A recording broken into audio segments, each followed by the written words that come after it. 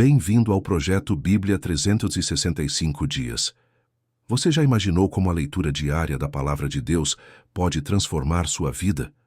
Estamos avançando na jornada de ler a Bíblia toda em um ano, e cada dia é uma oportunidade para crescer espiritualmente, renovar sua fé e fortalecer seu relacionamento com o Senhor.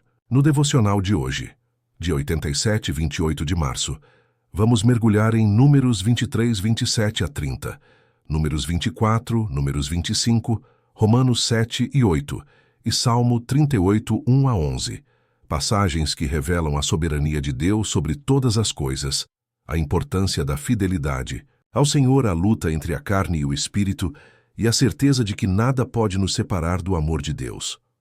Antes de continuarmos, já deixe seu like, inscreva-se no canal e ative o sininho para não perder nenhum devocional. E se essa palavra falar ao seu coração, compartilhe com alguém que também precisa desse alimento espiritual. Hoje, Deus tem algo especial para você. Continue assistindo e permita que essa leitura fortaleça sua fé e traga renovo para a sua vida. Números 24. A última mensagem de Balaão. Quando Balaão percebeu que o Senhor se agradava de abençoar Israel, não recorreu à adivinhação como antes. Em vez disso, voltou-se em direção ao deserto, onde viu o povo de Israel acampado de acordo com suas tribos. Então o Espírito de Deus veio sobre Balaão e ele transmitiu a seguinte mensagem. Esta é a mensagem de Balaão, filho de Beor, a mensagem do homem cujos olhos veem com clareza, a mensagem daquele que ouve as palavras de Deus, que tem uma visão concedida pelo Todo-Poderoso, que se curva com os olhos bem abertos. Como são belas suas tendas, ó Jacó! Como são lindas suas moradas, ó Israel! Estendem-se diante de mim como palmeiras, como jardins à beira do rio. São como aloés plantados pelo Senhor, como cedros junto às águas. Águas jorrarão de seus baldes e suas sementes serão bem regadas. Seu rei será maior que Agag, e seu reino será exaltado. Deus os tirou do Egito. Ele é forte como o boi selvagem. Devora todas as nações que se opõem a ele, despedaça seus ossos e com flechas as atravessa. Como o leão, Israel se agacha e se deita. Como a leoa, quem tem coragem de acordá-lo? Sejam abençoados os que o abençoarem e amaldiçoados os que o amaldiçoarem. O rei Balaque se enfureceu contra Balaão e, batendo as palmas das mãos, gritou: Eu o chamei para amaldiçoar meus inimigos. Em vez disso, você os abençoou 3 vezes. Vá embora, volte para casa. Eu lhe prometi uma grande recompensa, mas o Senhor o impediu de recebê-la. Balaão disse a Balaque: Você não se lembra do que expliquei a seus mensageiros? Eu lhes avisei. Mesmo que Balaque me desse seu palácio cheio de prata e ouro, eu não poderia fazer coisa alguma, boa ou má, contra a vontade do Senhor. Avisei que só poderia falar aquilo que o Senhor dissesse. Agora volto para meu povo, mas primeiro lhe direi o que esse povo fará ao seu povo no futuro. A profecia sobre o futuro. Balaão transmitiu a seguinte mensagem. Esta é a mensagem de Balaão, filho de Beor, a mensagem do homem cujos olhos veem com clareza, a mensagem daquele que ouve as palavras de Deus, que possui conhecimento dado pelo Altíssimo, que tem uma visão concedida pelo Todo-Poderoso, que se curva com os olhos bem abertos. Eu o vejo, mas não agora. Eu o avisto, mas não de perto. Uma estrela surgirá de Jacó, um cetro se levantará de Israel. Esmagará a cabeça do povo de Moabe e rachará o crânio dos descendentes de Sete. Tomará posse de Edom e conquistará seu inimigo Seir, enquanto Israel marcha adiante em triunfo. De Jacó surgirá um governante que destruirá os sobreviventes de Ar. Então, Balaão olhou na direção do povo de Amaleque e transmitiu a seguinte mensagem. Amaleque era a primeira de todas as nações, mas seu destino é a destruição. Em seguida, Balaão olhou na direção dos queneus e transmitiu a seguinte mensagem. Sua habitação é segura, seu ninho está apoiado nas rochas. Os queneus, porém, serão destruídos quando Assur os levar prisioneiros. Balaão concluiu sua mensagem com estas palavras. Ai, quem pode sobreviver quando Deus fizer essas coisas? Navios virão do litoral de Chipre, oprimirão Assur e afligirão Éber, mas eles também serão destruídos. Então Balaão se levantou e voltou para sua terra, e Balaque também seguiu seu caminho. Números 25. Moabe corrompe Israel. Enquanto estava acampado em Sitim, os homens de Israel começaram a manter relações sexuais com mulheres moabitas da região. Essas mulheres os convidaram para os sacrifícios a seus deuses, e o povo participou da festa e adorou os deuses de Moabe. Assim, os israelitas prestaram culto a Baal em Peor, e a ira do Senhor se acendeu contra o povo. O Senhor disse a Moisés: prenda todos os chefes do povo e execute-os diante do Senhor em plena luz do dia, para que sua ira ardente se afaste de Israel. Então Moisés ordenou aos juízes de Israel: cada um de vocês executará os homens, sob sua autoridade, que participaram do culto a Baal em Peor. Nesse momento, enquanto todos choravam à entrada da tenda do encontro, um israelita levou para dentro de sua tenda uma mulher midianita diante dos olhos de Moisés e de toda a comunidade de Israel. Quando Finéias, filho de Eleazar e neto do sacerdote Arão, viu isso, levantou-se e saiu do meio do povo. Pegou uma lança, correu atrás do homem até o interior de sua tenda e atravessou o corpo do homem e da mulher na altura do estômago, com um só golpe. Então a praga contra os israelitas cessou. A essa altura, porém, 24.000 pessoas já haviam morrido. A aliança com Finéias. Então o Senhor disse a Moisés: Finéias, filho de Eleazar e neto do sacerdote Arão, afastou minha ira dos israelitas ao demonstrar tamanho zelo por mim no meio deles, evitando que eu destruísse os israelitas na ira do meu zelo. Agora, diga-lhe, que faço com ele minha aliança especial de paz. Por meio dessa aliança, dou a Finéias e a seus descendentes direito permanente ao serviço sacerdotal, pois em seu zelo por mim, seu Deus, ele fez expiação pelo povo de Israel. O homem israelita morto com a mulher midianita se chamava Zinri, filho de Salu, chefe de uma das famílias da tribo de Simeão. A mulher se chamava Cosbi e era filha de Zur, chefe de um clã midianita. A vingança contra os midianitas. O Senhor disse a Moisés: ataque os midianitas e destrua-os, porque eles atacaram vocês, enganando-os no incidente em Peor, e também por causa de Cosbi, filha do chefe midianita, que foi morta durante a praga causada no incidente em Peor. Romanos 7. Libertados da lei. Agora, irmãos, vocês que conhecem a lei não sabem que ela se aplica apenas enquanto a pessoa vive? Por exemplo, quando uma mulher se casa, a lei a une a seu marido enquanto ele estiver vivo. No entanto, se ele morrer, as leis do casamento já não se aplicarão à mulher. Portanto, enquanto o marido estiver vivo, se ela se casar com outro homem, cometerá adultério. Mas, se o marido morrer, ela ficará livre dessa lei, e não cometerá adultério ao se casar novamente. Assim, meus irmãos, vocês morreram para o poder da lei quando morreram com Cristo, e agora estão unidos com aquele que foi ressuscitado dos mortos. Como resultado, podemos produzir uma colheita de boas obras para Deus.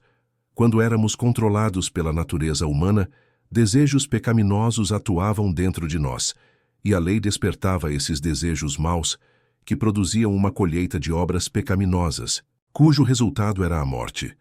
Agora, porém, fomos libertos da lei, pois morremos para ela, e já não estamos presos a seu poder. Podemos servir a Deus não da maneira antiga, obedecendo à letra da lei, mas da maneira nova, vivendo no Espírito. A lei de Deus expõe nosso pecado. Por acaso estou dizendo que a lei de Deus é pecaminosa? Claro que não. Na verdade, foi a lei que me mostrou o meu pecado. Eu jamais saberia que cobiçar é errado se a lei não dissesse, não cobice. Mas o pecado usou esse mandamento para despertar dentro de mim todo tipo de desejo cobiçoso. Se não houvesse lei, o pecado não teria esse poder. Houve um tempo em que eu vivia sem a lei. No entanto, quando tomei conhecimento do mandamento, o pecado ganhou vida, e eu morri. Assim, descobri que os mandamentos da lei, que deveriam trazer vida, trouxeram em vez disso morte. O pecado se aproveitou desses mandamentos e me enganou e fez uso deles para me matar. Isso, porém, só demonstra que a lei em si é santa, e santos, justos e bons são seus mandamentos. Mas então, a lei, que é boa, foi responsável por minha morte? Claro que não. O pecado usou o que era bom para me condenar à morte. Vemos com isso como o pecado é terrível, usando os bons mandamentos de Deus para seus próprios fins perversos. A luta contra o pecado. O problema não está na lei, pois ela é espiritual e boa. O problema está em mim, pois sou humano, escravo do pecado. Não entendo a mim mesmo, pois quero fazer o que é certo, mas não o faço. Em vez disso, faço aquilo que odeio. Mas, se eu sei que o que faço é errado, isso mostra que concordo que a lei é boa. Portanto, não sou eu quem faz o que é errado, mas o pecado que habita em mim. E eu sei que em mim, isto é, em minha natureza humana, não há nada de bom, pois quero fazer o que é certo, mas não consigo. Quero fazer o bem, mas não o faço. Não quero fazer o que é errado, mas ainda assim o faço. Então, se faço o que não quero, na verdade não sou eu quem o faz, mas o pecado que habita em mim. Assim descobri esta lei em minha vida. Quando quero fazer o que é certo, percebo que o mal está presente em mim. Amo a lei de Deus de todo o coração. Contudo, há outra lei dentro de mim que está em guerra com minha mente e me torna escravo. Do pecado que permanece dentro de mim. Como sou miserável! Quem me libertará deste corpo mortal dominado pelo pecado? Graças a Deus, a resposta está em Jesus Cristo, nosso Senhor. Na mente, quero de fato obedecer à lei de Deus, mas por causa de minha natureza humana, sou escravo do pecado. Romanos 8. A vida no Espírito. Agora, portanto, já não há nenhuma condenação para os que estão em Cristo Jesus. Pois em Cristo Jesus a lei do Espírito que dá vida os libertou da lei do pecado, que leva à morte. A lei não era capaz de nos salvar por causa da fraqueza de nossa natureza humana. Por isso, Deus fez o que a lei era incapaz de fazer ao enviar seu Filho na semelhança de nossa natureza humana pecaminosa e apresentá-lo como sacrifício por nosso pecado. Com isso, declarou o fim do domínio do pecado sobre nós, de modo que nós, que agora não seguimos mais nossa natureza humana, mas sim o Espírito, possamos cumprir as justas exigências da lei. Aqueles que são dominados pela natureza humana pensam em coisas da natureza humana, mas os que são controlados pelo Espírito pensam em coisas que agradam o Espírito. Portanto, permitir que a natureza humana controle a mente resulta em morte, mas permitir que o Espírito controle a mente resulta em vida e paz. Pois a mentalidade da natureza humana é sempre inimiga de Deus. Nunca obedeceu às leis de Deus e nunca obedecerá. Por isso, aqueles que ainda estão sob o domínio de sua natureza humana não podem agradar a Deus. Vocês, porém, não são controlados pela natureza humana, mas pelo Espírito, se de fato o Espírito de Deus habita em vocês. E se alguém não tem o Espírito de Cristo, a ele não pertence. Uma vez que Cristo habita em vocês, embora o corpo morra por causa do pecado, o Espírito lhes dá vida porque vocês foram declarados justos diante de Deus. E, se o Espírito de Deus que ressuscitou Jesus dos mortos habita em vocês, o Deus que ressuscitou Cristo Jesus dos mortos dará vida a seu corpo mortal por meio desse mesmo Espírito que habita em vocês. Portanto, irmãos, vocês não têm de fazer o que sua natureza humana lhes pede, porque se viverem de acordo com as exigências dela, morrerão. Se, contudo, pelo poder do Espírito, fizerem morrer as obras do corpo, viverão, porque todos que são guiados pelo Espírito de Deus são filhos de Deus. Pois vocês não receberam um espírito que os torne de novo escravos medrosos, mas sim o Espírito de Deus, que os adotou como seus próprios filhos. Agora nós o chamamos Abba Pai, pois o seu Espírito confirma a nosso espírito que somos filhos de Deus. Se somos seus filhos, então somos seus herdeiros e, portanto, co-herdeiros com Cristo. Se de fato participamos de seu sofrimento, participaremos também de sua glória, a glória futura. Considero que nosso sofrimento de agora não é nada comparado com a glória que ele nos revelará mais tarde, pois toda a criação aguarda com grande expectativa o dia em que os filhos de Deus serão revelados. Toda a criação, não por vontade própria, foi submetida por Deus a uma existência fútil, na esperança de que, com os filhos de Deus, a criação seja gloriosamente liberta da decadência que a escraviza. Pois sabemos que até agora toda a criação geme como em dores de parto. E nós, os que cremos, também gememos, embora tenhamos o Espírito em nós como antecipação da glória futura, pois aguardamos ansiosos pelo dia em que desfrutaremos nossos direitos de adoção, incluindo a redenção de nosso corpo. Recebemos essa esperança quando fomos salvos. Se já temos alguma coisa, não há necessidade de esperar por ela. Mas se esperamos por algo que ainda não temos, devemos fazê-lo com paciência e confiança. E o Espírito nos ajuda em nossa fraqueza, pois não sabemos orar segundo a vontade de Deus. Mas o próprio Espírito intercede por nós, com gemidos que não podem ser expressos em palavras. E o Pai, que conhece cada coração, sabe quais são as intenções do Espírito, pois o Espírito intercede por nós, o povo santo, segundo a vontade de Deus.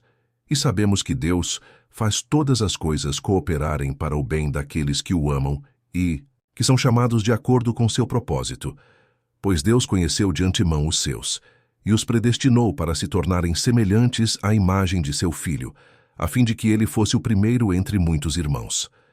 Depois de predestiná-los, ele os chamou, e depois de chamá-los, os declarou justos, e depois de declará-los justos, lhes deu sua glória. Nada pode nos separar do amor de Deus. Que podemos dizer diante de coisas tão maravilhosas? Se Deus é por nós, quem será contra nós? Se ele não poupou nem mesmo seu próprio Filho, mas o entregou por todos nós, acaso não nos dará todas as outras coisas? Quem se atreve a acusar os escolhidos de Deus? Ninguém, pois o próprio Deus nos declara justos diante dele. Quem nos condenará, então? Ninguém, pois Cristo Jesus morreu e ressuscitou e está sentado no lugar de honra, à direita de Deus, intercedendo por nós. O que nos separará do amor de Cristo? Serão aflições ou calamidades, perseguições ou fome, miséria, perigo ou ameaças de morte? Como dizem as Escrituras, por causa de ti, enfrentamos a morte todos os dias. Somos como ovelhas levadas para o matadouro. Mas apesar de tudo isso, somos mais que vencedores por meio daquele que nos amou. E estou convencido de que nem morte nem vida, nem anjos nem demônios, nem o que existe hoje nem o que virá no futuro, nem poderes, nem altura nem profundidade, nada, em toda a criação, jamais poderá nos separar do amor de Deus revelado em Cristo Jesus nosso Senhor. Salmo 38, 1-11. Ó Senhor, não me repreendas em tua ira, nem me disciplines em tua fúria. Tuas flechas se cravam fundo em mim, e o peso de tua mão me esmaga. Por causa de tua ira, todo o meu corpo adoece. Minha saúde está arruinada, por causa de meu pecado. Minha culpa me sufoca. É um fardo pesado e insuportável. Minhas feridas infeccionaram e cheiram mal por causa de minha insensatez. Estou encurvado e atormentado. Entristecido, ando o dia todo de um lado para o outro. Meu corpo arde em febre. Minha saúde está arruinada. Estou exausto e abatido. Meus gemidos vêm de um coração angustiado. Tu conheces meus desejos, Senhor, e ouves cada um de meus suspiros. Meu coração bate depressa, minhas forças se esvaem, e a luz de meus olhos se apaga.